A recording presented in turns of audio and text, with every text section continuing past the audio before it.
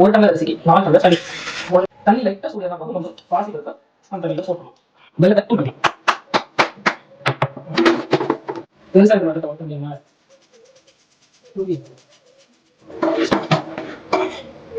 பருப்பு வெந்துச்சான்னு ஃபஸ்ட்டு பார்த்துக்கோங்க.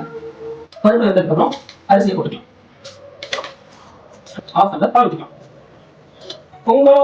பொங்கல் அரிசி நல்லா வேகிற வரைக்கும் அதை வேகணும். அரிசி வந்துச்சானே பதம் பார்க்கணும். அரிசி நல்லா வந்துருச்சு. இப்போ நம்ம வெள்ளத்தை போட்டுக்கலாம்.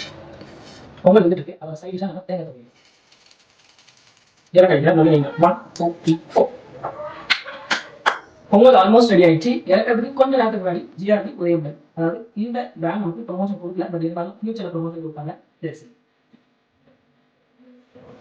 நம்ம இப்போ முந்திரி திராட்சையை நெய்யில வறுத்துக்கலாம். நல்லா முந்திரி அந்த மாதிரி பொண்ணு ரொம்ப வறுத்துக்கணும். முந்திரியோட தங்கச்சி திராட்சையை போட்டுக்கலாம். திராட்சை நல்லா பொரிஞ்சிச்சு அப்படின்னா பலூன் மாதிரி உப்பி வரும்.